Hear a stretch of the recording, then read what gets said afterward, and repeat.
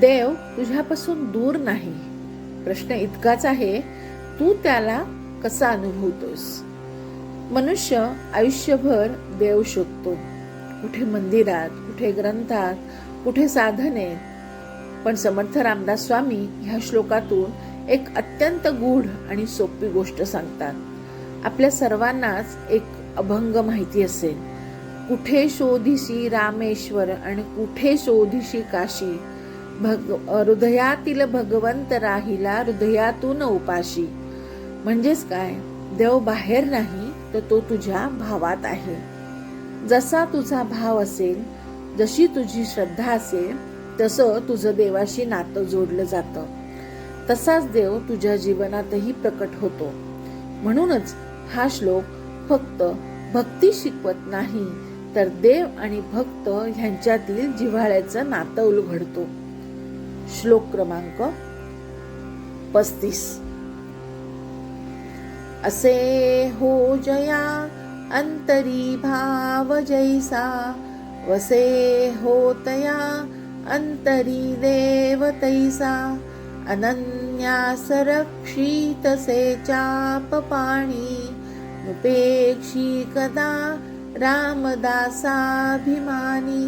जय जय रघुवीर समर्थ.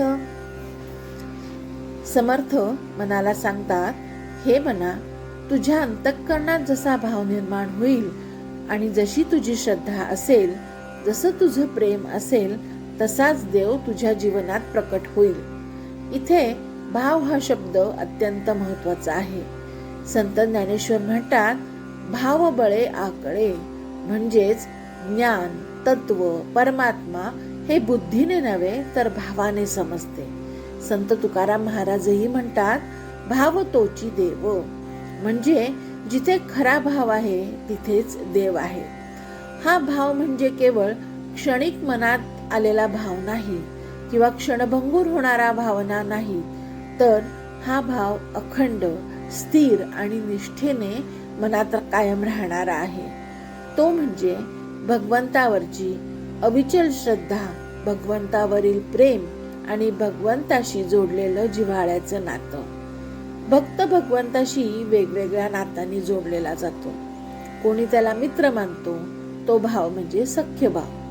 कोणी त्याचा सेवक मानतो, तो म्हणजे दास्य भाव. कोणी आईसारखा प्रेम करतो, तो म्हणजे वात्सल्य भाव. तर कोणी प्रेयसी सारखं त्याच्यावरती मंत्रमुग्ध होऊन जातो, तो म्हणजे मधुर भाव. आणि आश्चर्य म्हणजे भगवंत त्या भावानुसार भक्ताला त्या रूपात दर्शन देतो. याचा स्पष्ट उल्लेख भगवद्गीतेमध्ये भगवान श्रीकृष्ण करतात. ते म्हणतात, जसे जसे लोक मला भजतात त्या भावाने मी त्यांच्यासाठी प्रकट होतो. ही केवळ तत्वज्ञानाची गोष्ट नाही, तर अनेक संतांच्या जीवनातून ही गोष्ट स्पष्ट दिसून येते. रामकृष्ण परमहंसांनी ज्या भावाने देवीची उपासना केली, त्याच भावात तिने त्यांना दर्शन दिले. कधी आईसारखी, कधी दास्य भावाने, कधी राधा भावाने, तर कधी त्याचा दास भावाने तिची उपासना केली. त्या रूपात तिने त्यांना त्या वेळी दर्शन दिले. शबरीला तरी राम कसा आहे कुठे माहिती होतं, पण ज्या प्रेमाने आणि भक्तीने तिने रामाची वाट पाहिली आणि तिच्या मनात तिने जशी रामाची छबी ओपन केली, त्याप्रमाणे तिनं राम तिच्यासाठी प्रकट झाला. यातून समर्थ सांगतात, भाव बरोबर की चूक असा प्रश्नच उद्भवत नाही. भाव शुद्ध आणि निष्ठेचा असणंच महत्वाचं आहे. पण इथे एक महत्वाचा अडथळा आहे.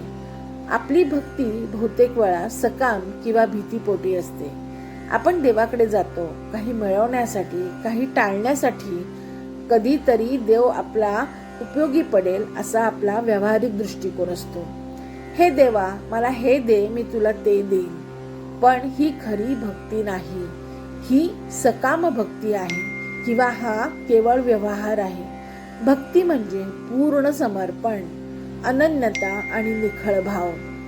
नारद भक्तिसूत्रात अनन्यता म्हणजे काय ते सांगतात. ते म्हणतात, अनन्य आश्रय म्हणजे भगवंताशिवाय दुसरा आधारच नाही याचाच अर्थ अनन्य. आचार्य रजनीश याचं सुंदर स्पष्टीकरण देतात. बेसहारे हो जाओ म्हणजेच पूर्णपणे भगवंतावर विसंबून राहा. समर्थ म्हणतात, जो भक्त अशा अनन्य भावाने भगवंताशी जोडला जातो त्याचं रक्षण भगवंत स्वतः करतात. कारण भगवंताला आपल्या भक्ताचा अभिमान असतो आणि जिथे अभिमान वाटतो तिथे प्रेम असतंच. म्हणूनच भगवंत कधीही आपल्या भक्तांची उपेक्षा करत नाही. आपल्याला कधी वाटतं देव आपला ऐकत नाही, आपल्याकडे लक्ष देत नाही, पण खरं पाहिलं तर तो दूर गेलेलाच नसतो. तो आपल्यातच असतो, पण आपणच त्याला ओळखत नाही. आपणच बाह्य जगामध्ये मायेमध्ये इतकी गुंतलेलो असतो की आपल्या अंतःकरणातील भगवंत आपल्याला साथ घालतोय हेही आपल्या लक्षात येत नाही. जसा भाव शुद्ध होतो, जशी श्रद्धा दृढ होत जाते, तसा देव आपल्यातच प्रकट होतो. देव शोधायला नाही तर तो अनुभवाचा गोष्ट आहे आणि तो अनुभव फक्त एकाच गोष्टीने मिळतो, ती म्हणजे शुद्ध भक्ती, निखळ प्रेम आणि अनन्य भाव.